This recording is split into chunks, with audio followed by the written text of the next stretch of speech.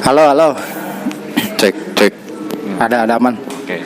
Ya balik lagi. Gue gila. Nah, sekarang gue lagi nggak di tempat biasa nih. Gue lagi di Kopi Warna yang ada di Bang Barung. Dan di samping gue udah ada Mas Anang. Mas Anang. Gokil. Halo. Mas Anang ini seorang Mas, lu ini berarti disebut apa Mas? Barista kan? Enggak sih, lebih ke tukang cuci piring aja, Bang. Kenapa tukang cuci piring dong? Tidak tukang cuci piring. Kalau di sini saya lebih ke CEO founder. Tapi kan basicnya dulu ini. Basicnya dulu barista. Nah, karena kita akan ngomong dengan seorang barista, berarti gue pengen ngomong tentang perkopian nih. Boleh. Karena kan, ya Mas berarti kan udah kalau di kopi udah berapa lama tuh? Saya di kopi 2008 mulai. Ah serius? 2008 saya belajar. Terus 2009 saya baru berani ibaratnya menyeduh kopi ya, atau masuk bar.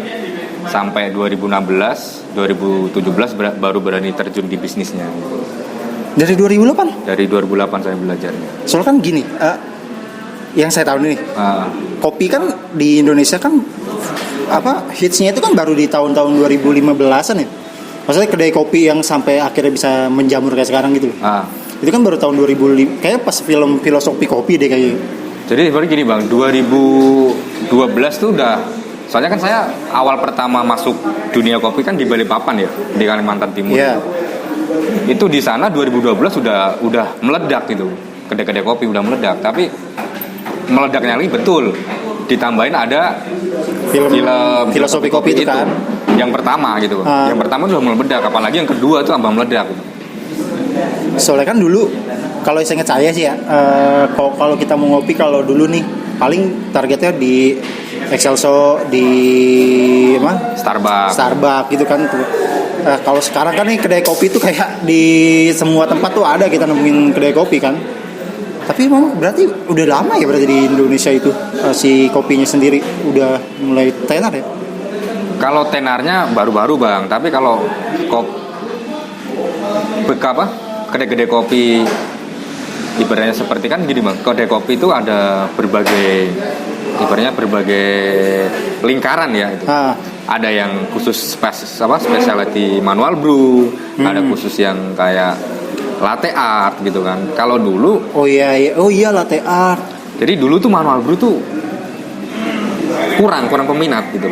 Makanya iya latte art kan dulu ya. Iya, dulu kan makanya kenapa orang-orang ke Espresso, enggak apa-apa nyebut merek nih. Enggak apa-apa. Starbucks gitu kan. Makanya dulu lebih tenarnya ke latte artnya gitu. Ibaratnya kopi susu gitu. Kopi susu tapi ciri khas Itali, latte cappuccino kan itu ciri khas Itali ya. Iya. Kalau manual brew-nya meledak-meledaknya sekitar tahun 2012 di Balikpapan itu ya, 2015 di seluruh Indonesia baru meledak manual brew.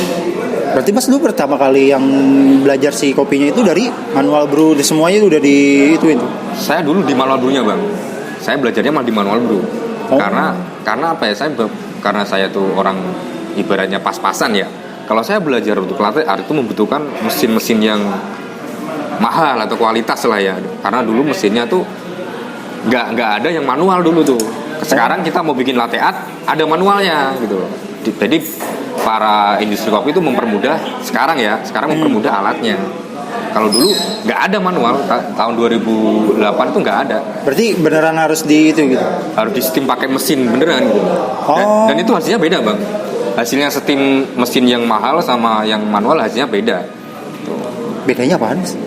Kalau menurut saya ya kan, namanya kopi pendapatnya orang beda-beda ya. Iya. Kalau menurut saya bedanya di foam. Si foamnya itu. Kualitas foamnya gitu. Kalau kita pakai mesin, contoh mesinnya Starbucks dan lain-lain gitu kan, itu bisa bagus, bisa lembut, bisa creamy. Itu pun tergantung kualitas baristanya yang bikin. Gitu. Jadi kembali lagi ke manual juga. Kalau manual yang baristanya udah menguasai di mesin manual itu bisa bagus juga gitu. Tapi lebih mudah lagi pakai mesin yang asli khusus untuk latte artnya. Oh gitu ya. Berarti emang harus ada ininya sendiri ya, teknik khususnya juga. Ada. Nih, Mas, kan banyak yang bilang nih. Kayaknya itu kayak kan kalau saya kan bukan nggak suka kopi ya, saya emang nggak biasa minum kopi gitu.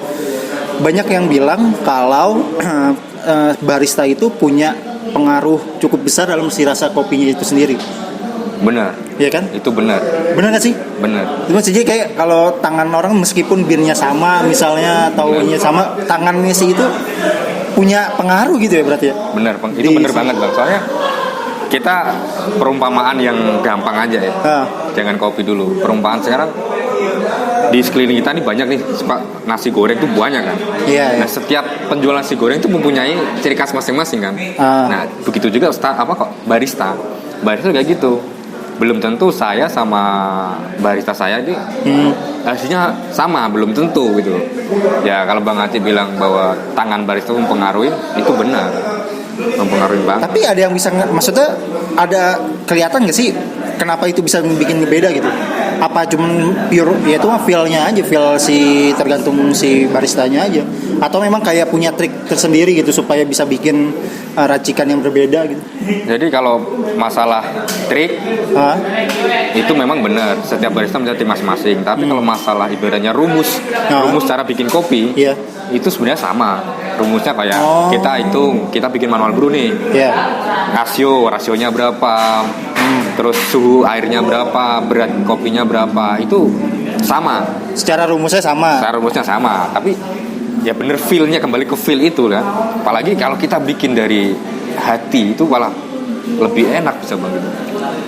Kalau kita bikin kopi nih, tapi kita pakai hati, pakai perasaan, itu enak. Berarti mood juga berpengaruh jadi si rasa pengaruh banget. Dan mood itu pengaruhnya nggak cuma di rasa kopinya. Terus di mana? Kadang saat kita lagi kerja gitu kan, karena saya dulu jadi ngalamin barista ya. Iya. Saat kita kerja terus mood kita nggak bagus, itu hancur semua. Itu kita perumpamaan di kerjaan. Tapi kalau di kopi itu sama Bang. Kita udah bikin sama kayak yang hari kemarin, nggak ketemu juga karena mood. Berarti pengaruhnya mood itu ini juga ya, maksudnya ada pengaruh kerasa si kopi juga dari si mood si barista ini. Berarti kalau jadi barista moodnya harus tetap yang baik-baik aja berarti ya. Harus kompleks Bang, harus kompleks. Jadi materi tentang kopi kita harus bisa, ya kan? Rumus kita juga harus tahu. Terus tentang karakter kopi yang kita mau bikin kita juga harus tahu. Mood kita juga harus bagus gitu. Nah, kalau semua itu udah kompleks jadi satu, kemungkinan besar rasa kopi kita tuh enak gitu. Ini sih. Mungkin itu juga yang nyebabin banyak kompetisi kopi. Kan gini loh Mas, saya kan kalau misalnya kan tadi kan saya nggak terlalu ini sama kopi ya. Tapi kalau kita pernah dengar berita atau kompetisi kopi ya kan, kompetisinya lo kopi tuh.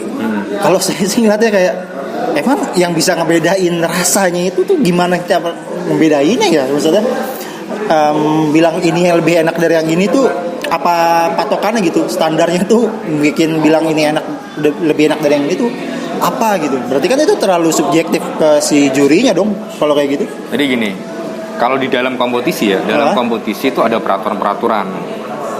Kalau setahu saya, kan saya juga pernah ngikutin kompetisi ya, kalau di Jawa itu ya.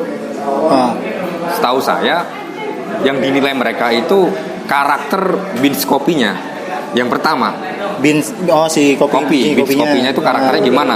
Jadi sebelum kita lomba itu diketok, dan kita itu ada ibaratnya cupping itu mengenal karakter kopi itu dulu. Jadi semua peserta diwajibkan cupping. Juri-jurinya juga cupping. Namanya Q Gather ya, kalau di kopi itu Q Gather teman. Itu ngapping semua. Oh, karakter kopi ini. Nah, mereka para Q Gather itu menentukan SOP-nya dia sendiri bahwa karakter kopi itu gini gitu. Apalagi kalau si roasternya udah ngasih notes di bungkus kopinya bahwa kopi ini rasanya contoh acidity-nya sekian, bodinya sekian. Terus flavornya menghasilkan apa gitu kan. Acidity itu tingkat keasamannya Bang. Tingkat keasamannya sekian persen, terus body itu pahit. Body ketebalan rasa kopinya tuh sekian persen. Terus flavor itu kadang bisa rasa buah, kadang bisa rasa rempah-rempah, kadang bisa rasa kayak rasa nggak enak juga gitu loh. Soalnya roda rasa kopi itu banyak. Roda rasa kopi itu banyak Bang. Ada yang di buah. Nah, buah itu nanti terbagi lagi. flavor buah fruity gitu kan, itu terbagi lagi fruity apa, apel, jeruk dan lain-lain. Nanti di flavor rempah-rempah banyak lagi, entah itu jahe, entah itu apa cabai atau apa, kan banyak gitu loh. Jadi kalau di lomba mereka udah ngasih standarnya masing-masing Q Gather-nya itu gitu. Oh, jadi si Q Gather berarti kayak jurinya, penilainya lah dia. Iya, penilainya. Dia udah punya standarnya setelah di cupping tadi. Nah, setelah di cupping. Oh, jadi istilahnya si Q Gather sama si peserta sama-sama nilai si kopi ini, nanti tugasnya si peserta adalah membuat yang sesuai dengan standar si Q Gather gitu. Itu yang lokal Bang ya. Kalau internasional beda lagi. Ya, takutnya nih nanti ada yang nonton para pendengar kopi kan, takutnya saya dibully nanti kan. Jadi kalau yang internasional itu dinilai bukan dari rasa kopinya juga Bang, lebih ke kompleksnya juga. Contoh, jadi barista itu nggak cuma sekedar bikin kopi, barista itu harus bertanggung jawab atas yang mereka edukasikan ke penonton atau Q Gather.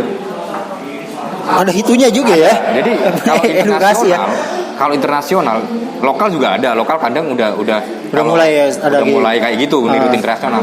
Kita bikin kopi sambil gacor, sambil menjelasin bahwa saya bikin kopi ini dengan pakai rumus rasio sekian, air suhunya sekian, biji kopinya dari daerah ini, bla bla bla bla gitu, dan menghasilkan rasa kayak ini. Nah, kalau itu baristanya tidak sesuai yang dia omongkan, ini bisa gugur. Oh alah. Gitu. Kalau lomba ke internasional lebihnya kayak gitu.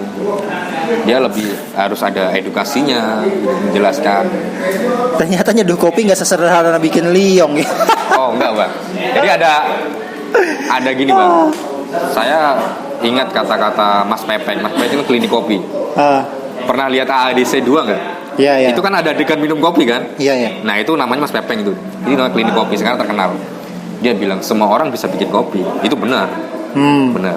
Tapi semua orang tidak bisa memahami kopi itu apa kalau nggak belajar. Oh, iya. Berarti mungkin arti dari filosofi kopi itu benar juga. Berarti si kopi juga punya filosofinya ya. Benar. Si kopinya itu ya. Benar. Jadi bukan sembarang kopi diseduh gitu aja kan? Iya benar. Walah, ternyata saya tidak tahu kalau kopi sekompleks itu. Nah Mas, kalau misal ngomongin kopi kan tadi kan bilang tuh di si kopi kan ada rodanya itu kan banyak tuh macam-macamnya, kayak ada yang rasanya fruit, dan fruit itu juga beda lagi tuh, terus rempah juga nanti ada beda lagi. Padahal kan kalau yang saya tahu nih, kopi kan cuma 2 tuh jenisnya. Iya. Robusta, Arabica, ini mah yang saya tahu ya. Saya kan nggak tahu kalau misalnya ini. Nah itu berarti si Robusta dan Arabicanya ini beda ya. Maksudnya itu apa sih maksudnya Robusta dan Arabica tuh? Nah jadi gini Bang, di Indonesia itu kopi ada 4 jenis. Ada 4. Arabica, Robusta, Lerbica, yang satunya saya nggak tahu. Gitu. Oh ya, pokoknya ada 4 lah ya. Ada 4. Nah, kenapa saya nggak tahu? Karena di Indonesia kebanyakan dipakai 3 ini, dan yang Lerbica ini jarang dipakai juga. Iya kan, kalau orang awam kayak saya kan tahu cuma Robusta dan Arabica kan. Kebanyakan Lerbica itu daerah-daerah yang masih lahannya yang masih bisa ditanam sama Lerbica gitu loh. Soalnya kopi itu kan tergantung tanah Bang. Tanah dan ketinggian. Oh iya. Nah, sekarang kembali ke Robusta sama Arabica. Kalau Robusta, satu perbedaannya ya, Robusta itu ketinggiannya lebih rendah daripada Arabica. Oh, jadi okay. Tingkat ketinggian beda. Terus flavornya beda. Arabica itu kalau menurut saya pribadi, nanti kalau salah siapa tahu dia komen kan, bisa dikoreksi. Robusta tuh lebih, kita perumpamaan yang jelas aja. Robusta tuh lebih lurus. Dalam rasa ya itu aja lurus gitu. Oh iya, lempeng aja lah ya. Lempeng. Nah, kalau Arabica itu berliku-liku Bang. Berliku-liku. Dalam rasa. Dalam segi rasa. Soalnya Arabica beda ketinggian, beda rasa. Oh gitu. Contoh nih, kopi Sumatera sama kopi Sulawesi itu menghasilkan rasa beda. Meskipun sama-sama Arabica. Arabica. Begitu juga Robusta juga gitu. Robusta Jawa sama Robusta Medan beda. Ini kita bicara di belum masih berbentuk tanaman ya, belum masuk ke roasting ya gitu loh. Itu nanti ada lagi tingkatan roasting Bang gitu loh. Nah, oke, jadi kalau perbandingan robusta sama robusta, perbandingannya itu. Kalau arabica lebih ngeluarin flavor banyak atau cita rasanya tuh banyak. Si arabica. Oh iya. Kalau robusta menurut saya lempeng. Gitu aja lah ya. Gitu-gitu aja itu. Kita ambil garis lurusnya pahit. Nah, robusta pahit lah. Pahit. Nah, pahit itu dalam bahasa kopi disebut body. Nah, kalau bahasa laginya namanya bitter, itu pahit.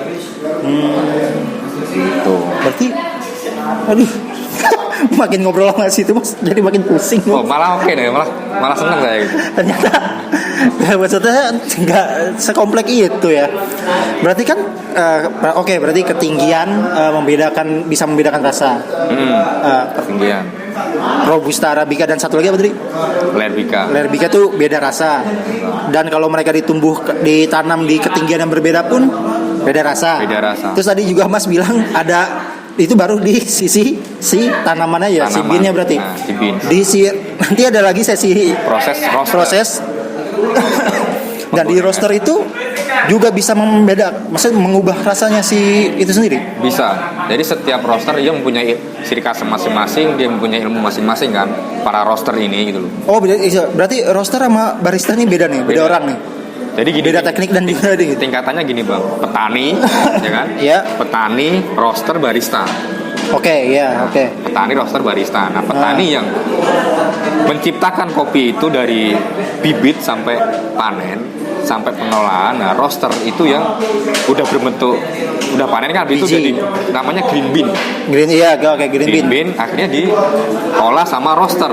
Bahasa awamnya digoreng. Iya. Digoreng sama roaster kan. Nah, roaster udah selesai, terus diaplikasikan sama barista. Wah, berarti gitu. Ada kemungkinan nggak Mas? Misalnya gini, satu roaster bisa diolah oleh dua barista yang berbeda kan? Mungkin rasanya bisa beda ya.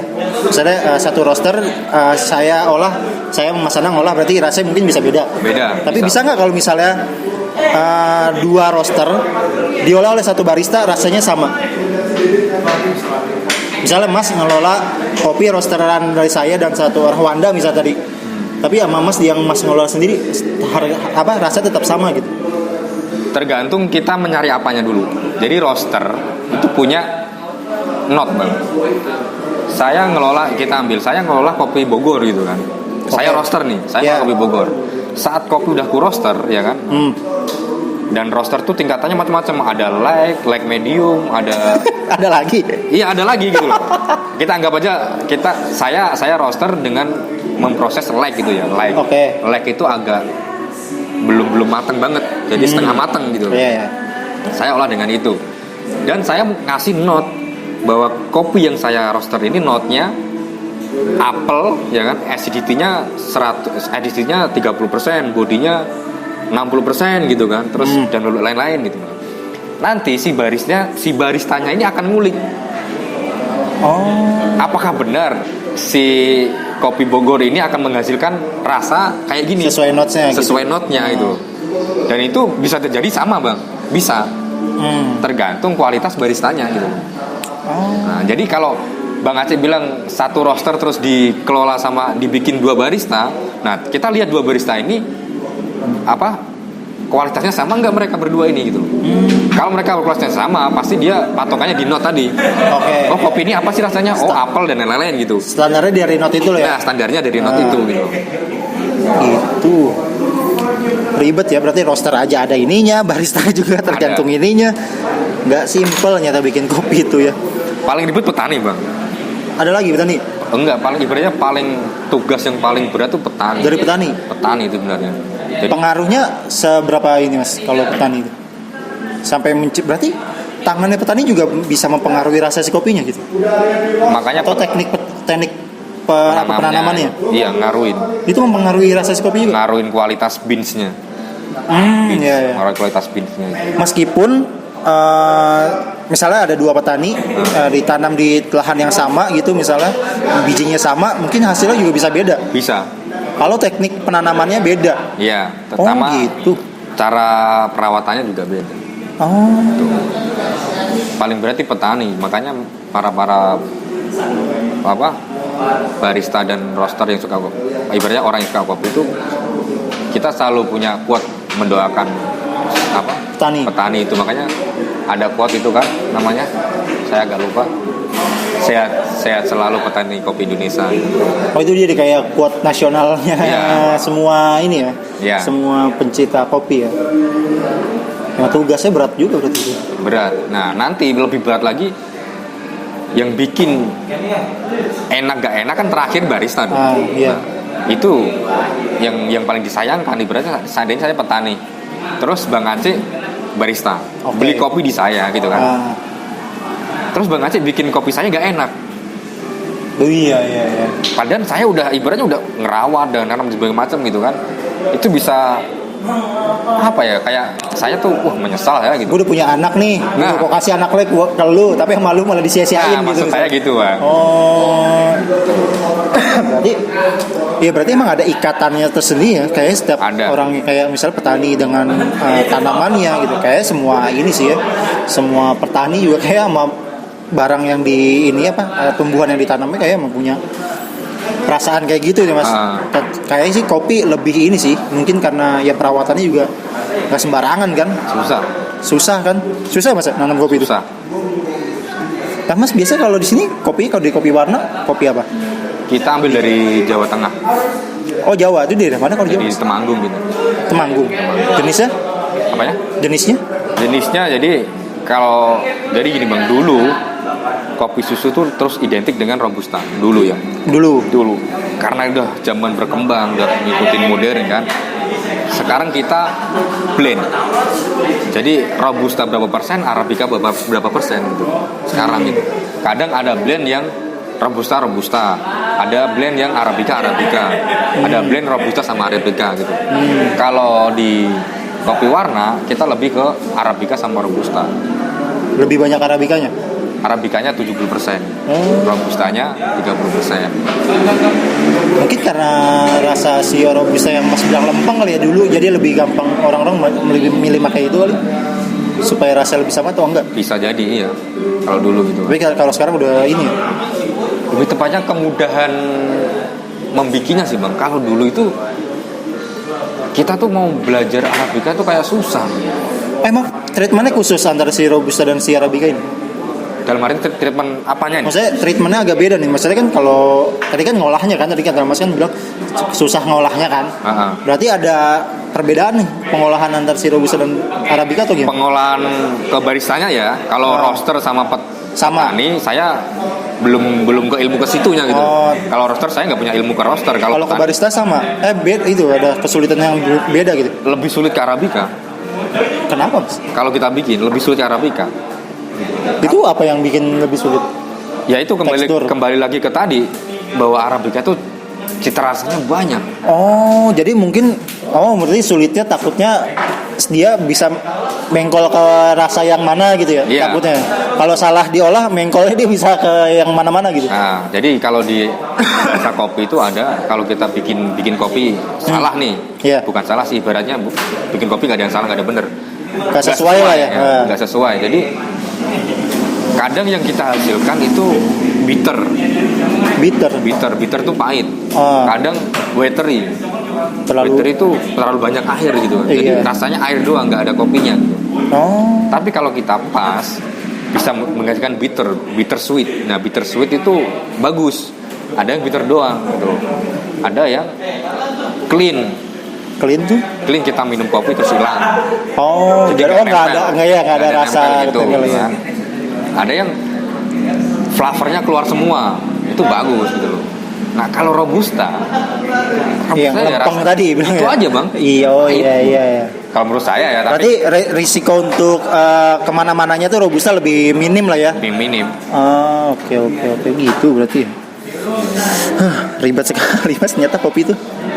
Tapi seru ngomongin kopi itu seru. Jadi saya tuh kan nggak tahu ya, kalau saya tuh kan nggak tertarik karena pertama kan saya nggak suka minum kopi hitam gitu. Kalau kopi susu kayak gini mungkin yang dicampur gitu saya masih minum. Cuman kalau kopi hitam yang gitu tuh saya tuh kan nggak minum ya. Jadi kayak nggak tahu aja. Nggak minum karena kenapa nih? Karena penyakit atau nggak suka atau apa? Nggak terbiasa merasanya sih. Jadi dulu saya juga nggak biasa Mas, Bang. Saya dari Jawa ke Kalimantan tuh nol tentang kopi. Saya akhirnya masuk komunitas kopi, saya belajar dan saya diajarin pertama kali itu minum. Oh, belajar minum. Proses pertamanya belajarnya minum. Karena si mentor saya bilang, kita di perempuan sebelum kamu bisa membaca, kamu harus bisa menulis. Ya, setuju, sepakat. Nah, akhirnya mentorku bilang, lah terus gimana? Ya udah, kamu selama 6 bulan kamu minum ini kopi. Itu espresso 1 hari 8 slok. 1 hari, Pak. Gua 1 aja kayak udah pahit. Itu untuk melatih lidah kita kan, untuk melatih lidah kita. Iya. Nah, terus awalnya saya nggak suka kopi, Bang. Kopi hitam nggak suka awalnya. Kalau di Jawa kan, karena rumah saya kampung ya, paling kopi saset gitu kan dulu kan. Iya. Akhirnya masuk di dunia kopi, mau nggak mau saya harus merubah diri saya sendiri dalam arti kesukaan itu gitu. Awalnya saya nggak suka kopi hitam, akhirnya dicekokin espresso terus, akhirnya suka bukan karena terpaksa ya, bukan ya, karena saya ingin mendalamin kopi itu, saya harus coba gitu. Iya sih. Kalau saya emang ya mungkin ya saya belum mendalami kali Mas. Dan kalau ini kan kayak nggak ada kalau saya kayak nggak ada minat untuk mendalami. Iya. Jangan mendalami berarti kalau ada minat bahaya. Gila emang ternyata memang berliku-liku banget gitu ya si kopi ini. Dan buat orang-orang yang kayak saya kan mungkin nggak tahu Mas. Ternyata kopi itu punya ya itu tadi filosofinya dan proses yang ternyata nggak cuma sekadar ditanam, di roaster, terus diseduh. Nggak cuma sekadar itu berarti ya. Berarti ada proses-proses lain yang memang nggak bisa dijelasin secara ini juga. Maksudnya kayak bikin rasa kayak gitu kan nggak bisa ditakar gitu. Itu kan benar-benar tangan feelingnya si baristanya aja ya. Kalau menurut Mas, sejauh Mas nih, ini pendapat pribadi ya, bean yang paling enak menurut Mas dari mana? Kan Mas pasti udah ngerasain kan ya? Kesukaan pribadi ya? Iya, pribadi aja. Lokal atau luar? Lokal. Saya lebih suka Argo Puro. Argo Puro itu di mana? Jawa ya? Argo Puro Jawa. Saya lebih suka Argo. Dari dulu Argo Puro. Kalau luar itu Geisha. Geisha tuh Jepang? Enggak deh, Ethiopia mana kayak enggak, kurang tahu saya. Oh, Geisha namanya. Soalnya kan Geisha saya tahu Jepang gitu, artis apa? Oh. Ini yang Jepang. Enggak, itu pegunungan, Bu. Oh, gunung pergunungan Geisha. Gunung Geisha. Kalau enggak salah daerah Afrika gitu. Iya, Afrika kayaknya. Itu paling enak ya. Tapi kan kalau di Bogor, kopi Bogor suka. Kan kopi Bogor katanya yang ini Mas, yang salah satu kemarin kan saya kan sempat bikin ini ya, mau bikin kegiatan di desa sana tuh apa? Aduh lupa namanya, Puncak gitu loh. Desa apa sih? Kopi apa ya dia? Duh lupa. Cibulao. Pernah nyobain Cibulao? Kopi Bogor saya nggak pernah nyoba situ sih. Ya ini mana? Cibulao. Nyobain mana? Kopi Bogor yang itu Bang. Taman Sari gitu. Enggak, yang sering bikin trail tuh apa sih? Apa? Ada yang bikin sering event trail tuh. Hambalang. Enggak, puncak sana terus. Yang itu Cibulao kali. Cibulao. Mega Mendung situ, mau ke puncak. Yang ada luwaknya enggak? Enggak ada kan? Enggak tahu deh. Ada atau enggak? Saya pernah nyoba di situ juga dan juga pernah beli gitu. Enak gitu. Kalau menurut pribadi, kalau masalah enak, tapi kalau masalah kualitas belum. Soalnya apa? Daratan Bogor masih nggak terlalu tinggi lah ya. Terlalu tinggi gitu. Tapi enak gitu. Enak. Berarti emang ketinggiannya emang punya pengaruh juga. Pengaruh, Pak. Yang paling tinggi di mana sih kalau di Indonesia? Indonesia bukan Papua ya? Ada aja kopi Papua.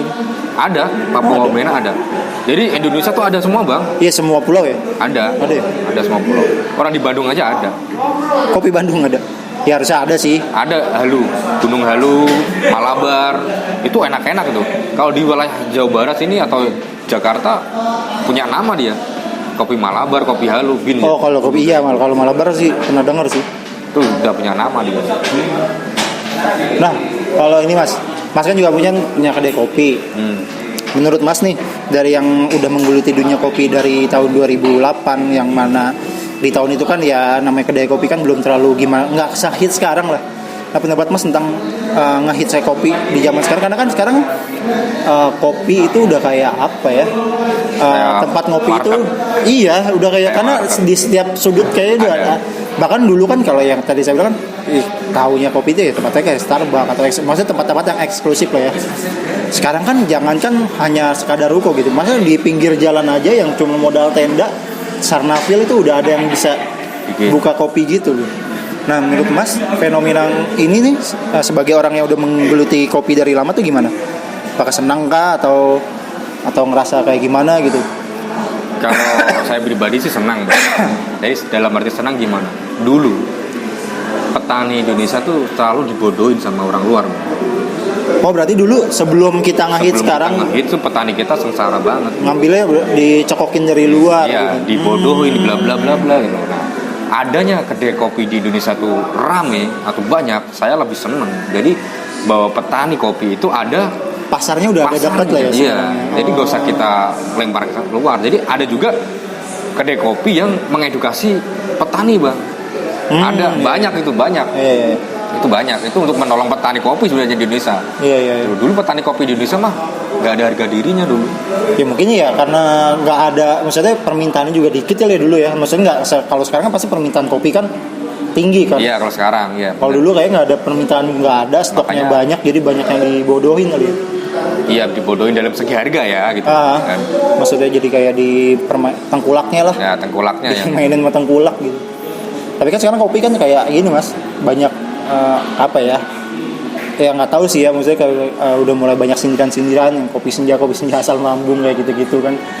Kayaknya sih mungkin juga mungkin Mas juga sadar sih kayak orang-orang yang sekarang udah mengaku pencinta kopi juga kayak nggak cinta-cinta amat ya, mereka cuma ikutan tren-tren aja sih.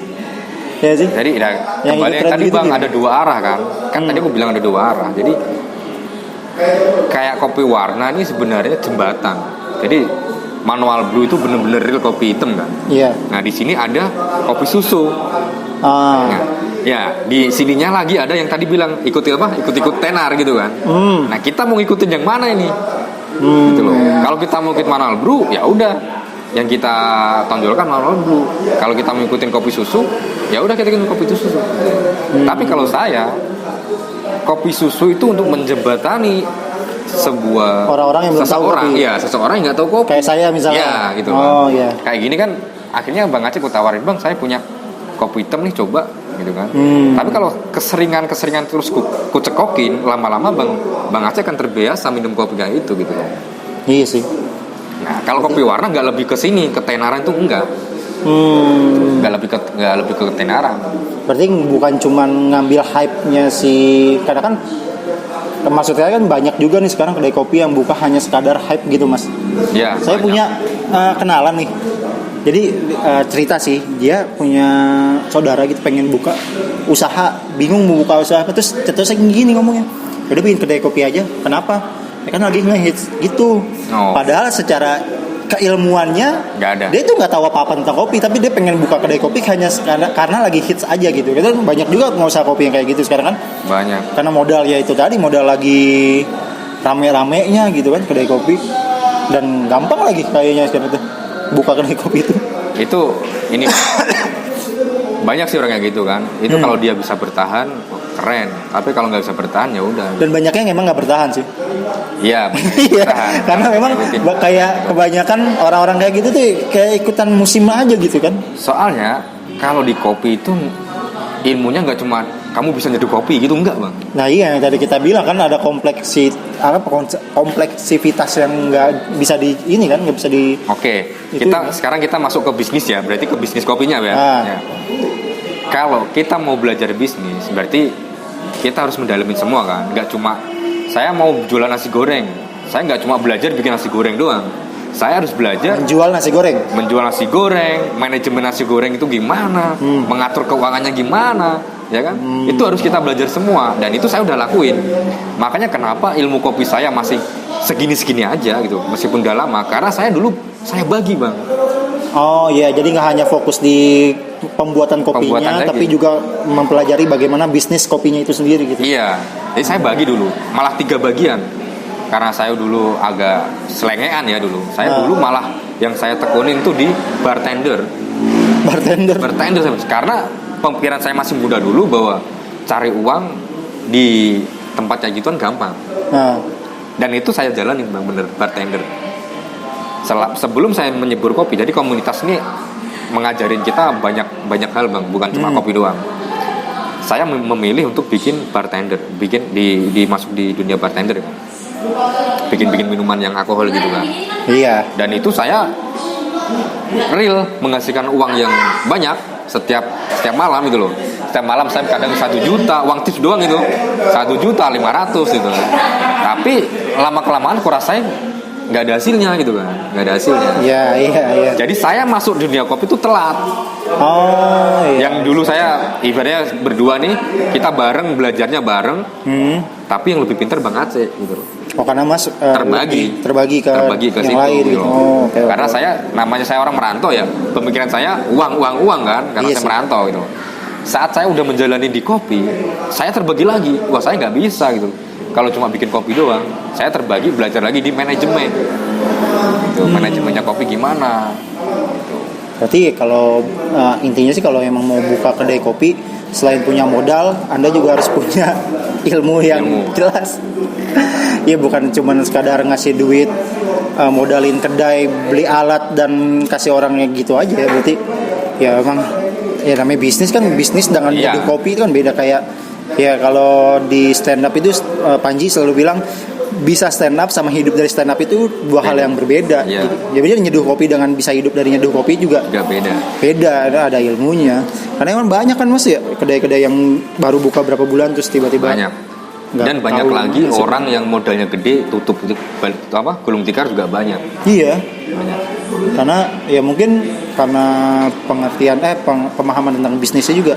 Bisnis kopi ya, karena kan kayaknya sih setiap bisnis kan punya ilmunya sendiri-sendiri ya. Maksudnya jualan kopi sama jualan nasi goreng itu nggak bisa disamain gitu dengan bisnisnya. Berarti harus ada teknik sendiri. Ya mungkin dia dulu ya tukang nasi goreng ngeliat bisnis kopi lagi rame terus buka kopi. Nggak bisa kayak gitu juga sistemnya berarti ya. Iya sih, benar. Setuju. Nah buat Mas terakhir mungkin nih. Udah lama juga sih. Udah terakhir baru bentar kok. Udah 37 menit. Buat pesan-pesan nih dari Mas buat para pencinta kopi yang ada di luar sana atau orang-orang yang belum suka sama kopi gitu. Apa nih kira-kira? Pesan-pesan apa ini buat apa pesan-pesannya? Ya pakai pesan buat pencinta kopi di luar sana lah. Maksudnya ya terserah lah dia mau tetaplah mencintai kopi atau apa gitu. Pesan saya tetap ini singkat aja sih bang. Pesan saya tetaplah di jalur kalian masing-masing. Ibaratnya jalur itu kalau kalian suka kopi hitam ya kopi hitam, kopi susu. Jadi jangan selalu beda-bedakan. Berarti jangan ngecengin orang yang nggak bisa minum kopi hitam ya. Iya, itu juga. Terus jangan selalu membedakan. Oh sana kedai kopi susu nggak ada manual brew dan itu banyak bang. Oh iya. Jadi pembedaan kasta-kasta kayak gitu ya. Intinya sama sih kita jualan kopi. Cuma perbedaannya lebih ke. Ya kayaknya itu memang bisnis model yang dipilih aja gitu, model bisnis yang dipilihnya gitu maksudnya. Dia ya emang pengen manual brew, dia mah emang pengen susu gitu atau dia mah pengen dua-duanya gitu. Cuma perbedaannya emang di itunya aja ya, di jalan bisnisnya aja gitu. Bukan berarti ini yang suka kopi susu nggak ini emang manual brew gitu kali ya. Iya, benar sih. Jadi jangan dikata-katain gitu. Yang maksud saya itu jangan dikata-katain. Yang nggak suka sama manual brew tuh belum tentu ini. Makanya gue juga nggak suka kopi hitam soalnya. Oke, thank you Mas atas ngobrol-ngobrolnya nih, gokil. Gue jadi banyak pengetahuan baru tentang kopi. Ini baru sedikit bang, baru 0,1%. Nantilah, gue kalau bisa sampai jam berapa ini? Kalau ngobrol kopi sampai ke semuanya kayaknya.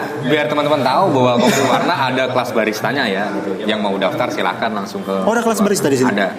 Oh, langsung aja datang. Berarti langsung datang ke Kopi Warna atau pendaftarannya? Jadi kelasnya kita di Depok. Oh gitu. Jadi ruangannya di Depok. Kalau di Kopi Warna untuk di Bogor itu pendaftaran. Oh, berarti belajarnya di Depok. Belajarnya di Depok karena kita di sini belum punya ruangannya, kita baru punya ruangannya di Depok. Berarti sekolah modelan? Lebih ke kursus sih. Oh, kursus. Lebih ke kursus. Berapa lama sih Mas kursus itu? Sampai paketnya. Kan kita ada paket-paket nih, mau mengenal kopi sejauh mana gitu kan. Tapi kita murah kok. Paling murah 500.000. Dibandingin yang lain ya? Bandingin lain. Kalau gue datangnya Kopi Warna di dekat Bang Barung. lampu merah Bang Barung di JJ. Sebenarnya ini masuknya ruko VIP ya. Ini memang ruko VIP, Bang. Ruko VIP itu. Pokoknya patokannya lampu merah Bang Barung aja.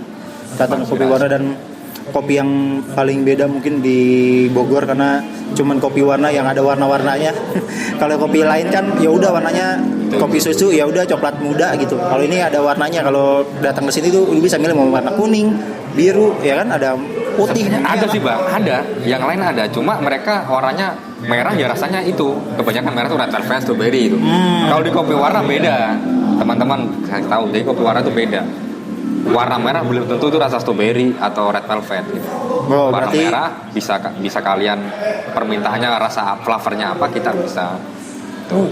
Bisa Jadi di- merah itu bukan strawberry sama atau red velvet atau red berry, bukan. Jadi merah warna di sini tuh bukan mengartikan buah ya berarti. Iya, bukan. Berarti Bukan. memang ada filosofi sendiri nih warnanya. Oh, gokil.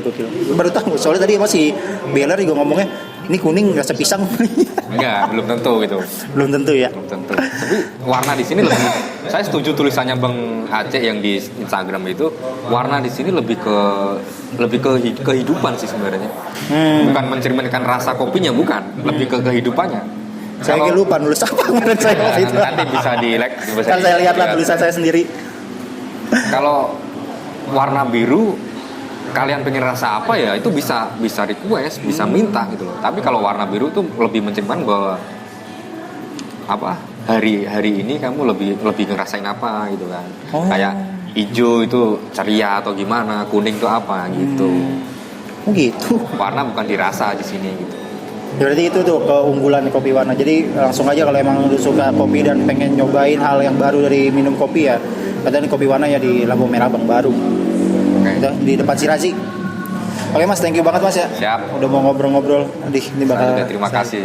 Saya tayangin secepatnya. Asik karena dieditnya gampang YouTube saya. Lama ini udah 41 menit. Oke, thank you, sampai jumpa di video-video gue selanjutnya. Bye.